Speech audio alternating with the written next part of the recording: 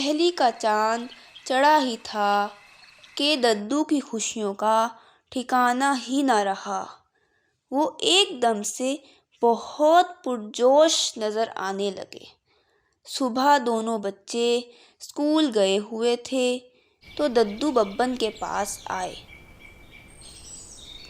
ببن چچا نے جب ان کے خوشی سے چمکتے ہوئے چہرے کو دیکھا تو پوچھا، کیا بات ہے ددو، آج کل آپ بہت خوش نظر آ رہے ہیں؟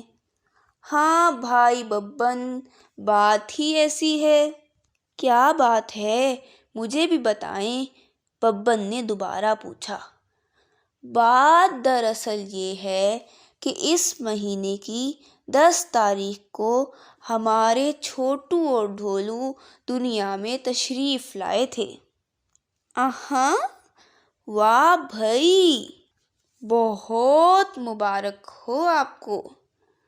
ددو نے مسکرا کے کہا، خیر مبارک، خیر مبارک۔ پھر ددو بولے، ہاں تو میاں ببن، میں چاہتا ہوں کہ اپنے پیارے بچوں کی سالگرہ دھوم دھام سے مناؤں۔ ابھی ددو یہ کہہ ہی رہے تھے کہ داروغہ بھی تشریف لے آئے۔ وہ حسب معمول گنگنا رہے تھے، کالی کالی عین کانٹے کالے کالے شو، کالی کالی عین کانٹے کالے کالے شو۔ ان دونوں کو باتیں کرتا دیکھ کر داروغہ نے پوچھا، کیا باتیں ہو رہی ہیں؟ تو ببن میاں نے بتایا، اس مہینے کی 10 تاریخ کو چھوٹو اور ڈھولو کی سالگرہ ہے اور ددو سالگرہ بہت اہتمام کے ساتھ منانا چاہ رہے ہیں۔ داروغہ بولا، قسم پہاڑی والے بابا کی، میں سالگرہ میں برتھ ڈے والا گانا گاؤں گا۔ Happy birth day to you, happy birth.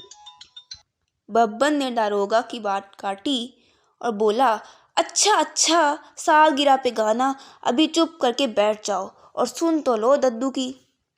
داروغہ بولا، جی ددو کہیے۔ ہاں میں کیا کہہ رہا تھا، ہاں ببن، میں چاہتا ہوں تم ایک بہت پیارا سا کیک بناؤ اور سارے سنک گھر میں ان دونوں کی سالگرہ کا دعوت نامہ بھیجا جائے، لیکن ڈھولو اور چھوٹو تک یہ بات نہ پہنچے۔ جو حکم آپ کا، داروغہ بولا۔ داروغہ نے سب کو بلانے کی ذمہ داری لے لی۔ ددو نے ان دونوں کا شکریہ کہا اور کہا، ابھی کافی دن پڑے ہیں، تم دونوں آرام آرام سے یہ کام کر دینا۔ دن گزرتے گئے۔ داروغہ روز ہی 5-6 گھروں میں دعوت دے آتا اور ببن کیک اور دیگر پکوان بنانے کی تیاری میں لگا رہتا۔ راجا اور رانی کو ددو خود دعوت دینے گئے۔ راجا بہت خوش ہوئے اور انہوں نے دعوت قبول کر لی، اور رانی جی وہ تو وہیں بیٹھے بیٹھے اپنے کپڑوں کا انتخاب کرنے لگی، کون سا سوٹ پہنوں؟ تو راجا بولے، دھیرج رانی جی، دھیرج، آرام سے، ابھی 2 دن باقی ہیں۔ راجا، رانی اور ددو تینوں ہنس پڑے۔ جب داروغہ سب کو دعوت دے چکا تو اسے خیال آیا، بنسی لال رہ گیا ہے۔ اس نے ددو سے پوچھا، کیا بنسی لال کو دعوت دینی چاہیے؟ ددو نے کہا، ہاں دے دو، برائی کا جواب اچھائی سے دیا جائے تو اگلا بندہ خود بخود سیدھا ہو جاتا ہے۔ چنانچہ داروغہ بنسی لال کے پاس گیا اور اس کو کہا، بنسی لال، کل چھوٹو اور ڈھولو کی سالگرہ ہے، ددو نے سارے سنگر کو دعوت دی ہے، تم بھی ضرور آنا۔ بنسی لال منہ بنا کے بولا، ہاں ہاں ضرور آؤں گا۔ داروغہ کے جاتے ہی بنسی لال بڑبڑایا، میں جاؤں گا اور ایسا کارنامہ سر انجام دوں گا کہ سب دیکھتے رہ جائیں گے۔ اب سالگرہ کی رات آ پہنچی، ٹینٹ لگائے گئے اور ٹینٹ کو بہت خوبصورتی کے ساتھ سجایا گیا۔ ددو نے چھوٹو اور ڈھولو کے سر پر ٹوپیاں سجائیں، وہ دونوں بہت خوبصورت لگ رہے تھے اور ان دونوں کی خوشی کا بھی کوئی ٹھکانہ ہی نہ تھا۔ جب سب مہمان آ گئے تو وہ دونوں کیک کاٹنے ہی لگے تھے کہ ایک دم ٹینٹ کے ایک حصے میں آگ لگ گئی، جس سے سب بوکھلا گئے اور آگ بجھانے لگے، لیکن آگ بجھ ہی نہیں رہی تھی بلکہ اور بھڑکتی جا رہی تھی۔ سب اپنی جان بچا کر وہاں سے نکلے۔ ساری سالگرہ کا ستیہ ناش ہو کے رہ گیا۔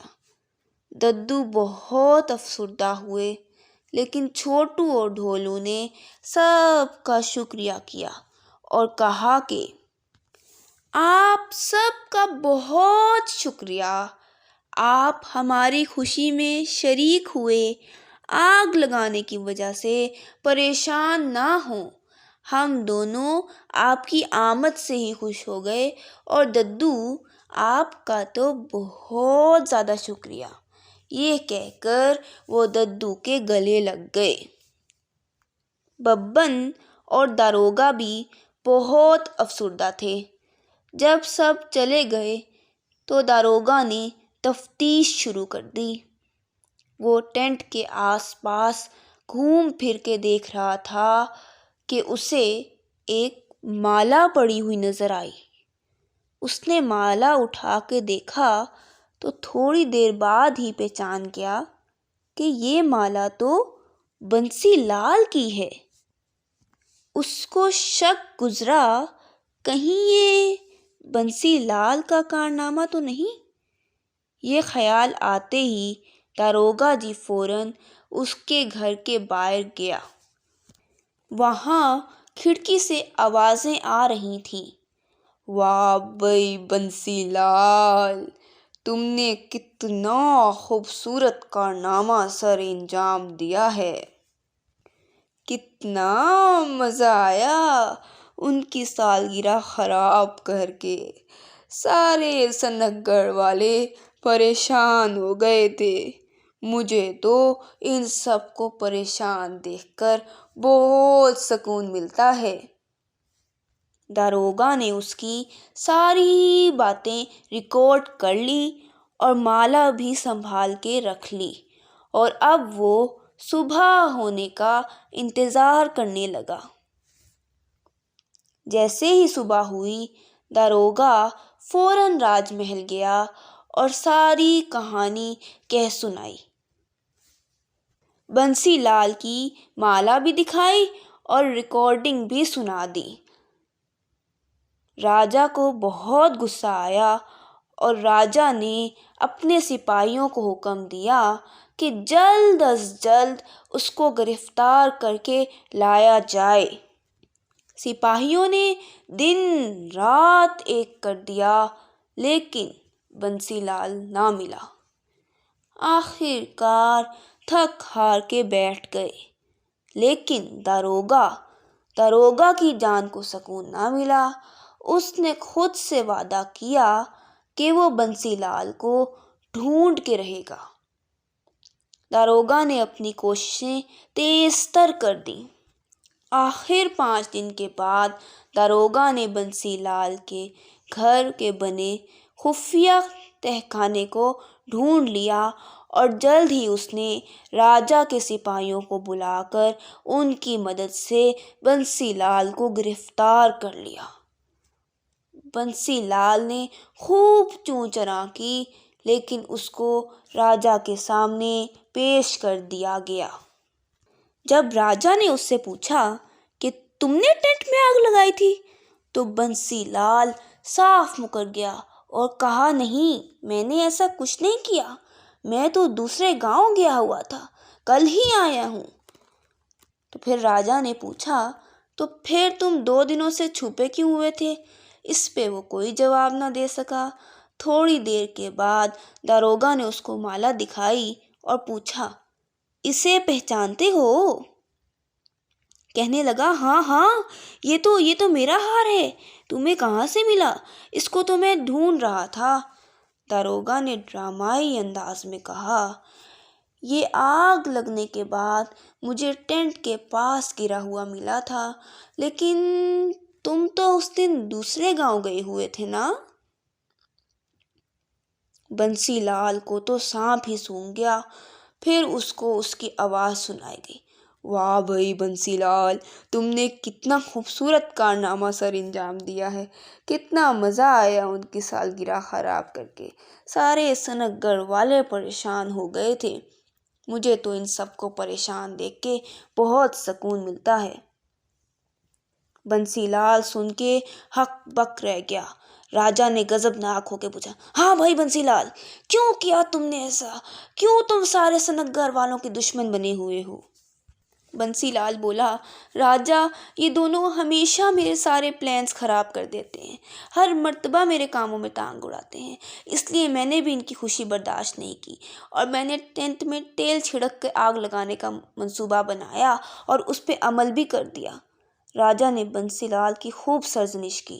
راجا کو بنسی لال میں بے انتہا طیش آیا اور سپاہیوں کو حکم دیا کہ اس کی خوب چترول کرو، لہٰذا ایسا ہی کیا گیا۔ راجا نے ڈھولو اور چھوٹو کی سالگرہ سرکاری پیمانے پہ منانے کا اہتمام کیا۔ ان دونوں کی خاطر پورا سنک گڑھ سجایا گیا، رنگا رنگ غبارے لگائے گئے، مختلف قسم کے آرائشی سامان سے سنک گڑھ کی خوبصورتی کو 4 چاند لگا دیے گئے۔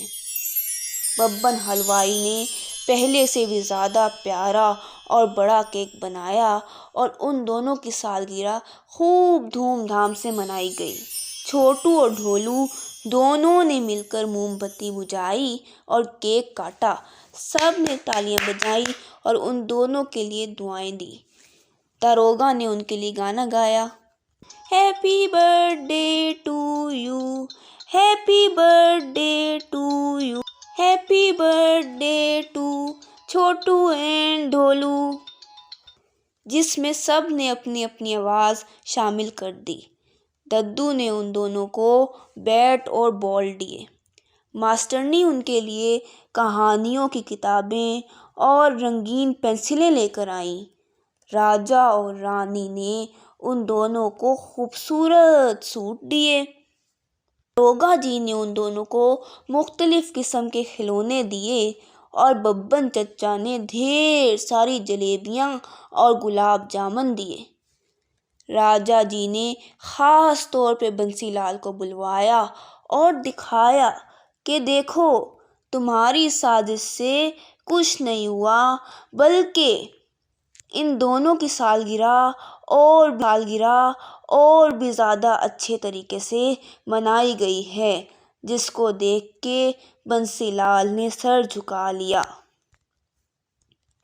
سالگرہ کی تقریب کے آخر میں چھوٹو اور ڈھولو نے سب کو شکریہ کہا۔ جب سب جانے لگے تو راجا نے کہا، رکیے سب حیران ہو کے مڑے۔ تو پھر راجا جی بولے، اس بار تو سارا کارنامہ داروغہ جی نے سر انجام دیا ہے۔ داروغہ جی نے چھوٹو اور ڈھولو کی خاطر مجرم کا پتہ لگایا اور اس کا سراغ بھی نکالا اور اس کو گرفتار بھی کیا۔